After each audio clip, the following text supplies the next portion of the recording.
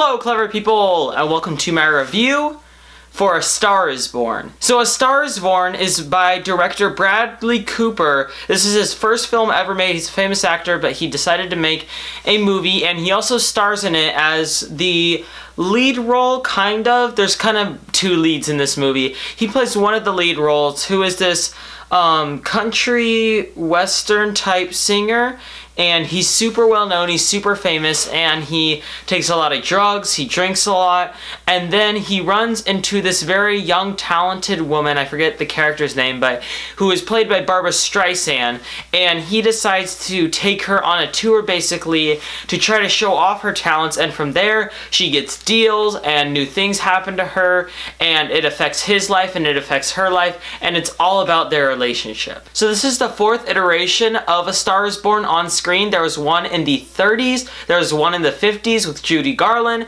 there was one in the 70s with Barbra Streisand, and now there's this modern day one with Lady Gaga. I realized I said Barbra Streisand earlier. Lady Gaga is in this one in 2018, and it was a movie that I was very excited for. The buzz around it was amazing. It was getting great reviews at festivals. People were talking Oscar about it, so I was super looking forward to it, and it's not that it disappointed me, but A Star Is Born was not as great as I wanted it to be. It's still a good movie. Bear in mind, it is absolutely still a good movie. It's just not great. And I really did want a great movie out of it. But we'll start with the positives. The positives are definitely Lady Gaga and Bradley Cooper. They are incredible actors and actresses, and they are amazing in this movie. They completely outshine everything else. Lady Gaga, for being a first-time actress, does an incredible job. She is so good. I hope that she takes the route of becoming an actress as well as a singer,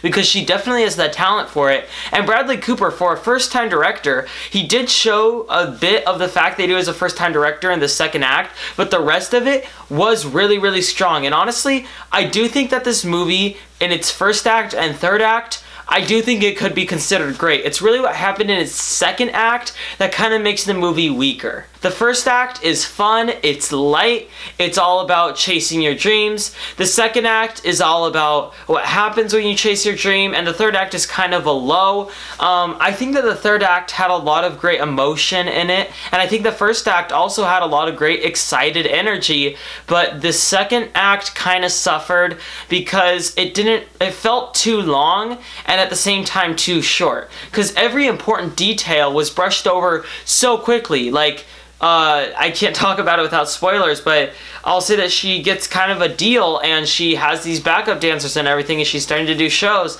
and it just feels super rushed. And there's something that happens between two of them relationship-wise, and it's also super rushed. And at the same time, I also felt like it was going on too long. Like, I got the point that it was supposed to be her life was escalating while his life was deteriorating, but it was so over long and so drawn out, and it honestly felt almost over dramatic. I think that that was mostly the editor's fault there, though, that it felt so overlong. I think that there was a way that you could have edited the middle that would have made it a lot better, but unfortunately, the ending was the one that we got. Still, the first act and the third act are great, although I do have I'm kind of conflicted about the third act, because what it does feels very, I mean, it's part of A Star Is Born, it's part of the story, so I am going to start spoilers for the movie, so in case you don't want to hear spoilers, just pause the video, go and watch it. I'm sure most of you have already seen this movie anyway, but I am going to start spoilers, so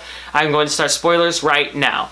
At the end of the movie, the lead character does kill himself, and I thought that that was a bit odd, just because I know that that was like the whole point of A Star Is Born, that's what the story is, but they had spent so much of the movie building up the fact that he was a changed man, that he was going to change his ways, and he was going to try to be better for her, and he was going to try to be better for himself, and then the one guy came in and said, "You're just going to ruin her," and then he killed himself. And one, it felt like they were putting so much blame on that guy. Two, the movie should have given off the vibe that he wouldn't have actually changed and that she only believed that if they really wanted him to kill himself, because it just felt like it came out of nowhere, and I didn't think that it really made the movie all that much stronger. I think it personally, for this iteration of the movie, maybe it's different for the other ones, but for this one, I think it would have been better if he would have died from like some sort of liver condition that he got from his alcoholism.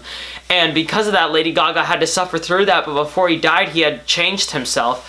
I know that's more of a Hollywood ending, but the way that the movie was going, I just don't see him killing himself, especially with how badly he wanted to change and how much sympathy and love Lady Gaga's character was giving to him through all of it. But it did make for a very powerful song at the end, and I do like the music as well. It's very well written. Only a couple songs are memorable, really, but it's a good soundtrack and it fits the rest of the movie. So overall, The Star is Born has a good first act and a good third act, and the middle of it is kind of where it suffers. Not great, not bad, just kind of a good movie, and that's the best that it goes. It doesn't become anything more.